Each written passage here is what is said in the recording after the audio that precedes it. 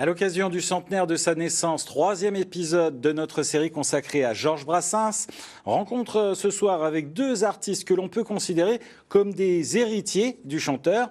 Martial, qui interprète à sa manière le répertoire, et Fred W, pour qui le chanteur de Sète est avant tout une source d'inspiration. Jean-Christophe Panec et Robin Roulez. C'est un fin connaisseur de la chanson française. Martial, on le reconnaît à sa casquette, sa moustache, son timbre de voix et sa guitare. Mais on le reconnaît surtout à son répertoire, ses propres compositions, mais aussi ses interprétations, où Georges Brassens tient une place de choix. Dieu sait que je n'ai pas le fond méchant, je ne souhaite jamais la mort des gens. Mais si l'on ne mourrait plus, je crèverais de faim sur mon talus. Je suis un pauvre fossoyeur. Brassens, en toute simplicité et en toute humilité et sans chercher à singer le maître, c'est la signature de Martial. À gagner mon pain. Je suis pas dans l'imitation, quoi. Je leur dis, t'achètes le CD puis tu m'emmerdes pas.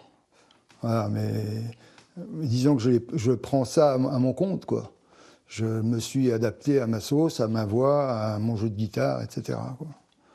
Et je trouve que c'est plus respectueux que de faire de la copie, quoi, qui sera de toute façon mauvaise.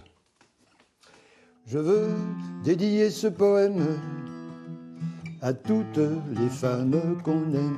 Martial se produit régulièrement sur scène pour chanter Brassens. Et pour lui, nul doute, Brassens ne sent pas la naphtaline. À celles qu'on connaît à peine. Malheureusement, les gens qui viennent écouter Brassens dans les festivals, ils ne sont pas de la première fraîcheur. Mais par contre, ce qui est réconfortant, c'est qu'il y a beaucoup de jeunes qui chantent du Brassens et qui aiment beaucoup Brassens. Et donc, je pense que, vu la qualité des textes et de l'harmonie de ces chansons, ça va durer encore un certain temps. Et parmi ces artistes pour qui Brassens est une source d'inspiration, Fred W. Parlez-moi de la pluie et non pas du beau temps. Le beau temps me dégoûte et me fait grincer les dents. L'eau bel azur me met en rage, car le plus grand amour qui me fut donné sur terre, je le dois au mauvais temps, je le dois à Jupiter. Il me tomba d'un ciel d'orage.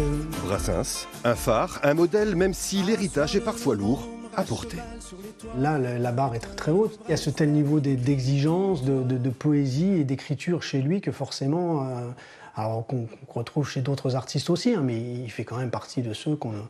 Voilà, si on s'intéresse véritablement à l'écriture, à la composition, si on est auteur, compositeur, interprète, je me dis qu'on peut difficilement passer à côté de Brassens, quoi. 40 ans après sa disparition, Brassens inspire toujours autant les artistes. Il faut croire que la flamme n'est vraiment pas prête de s'éteindre.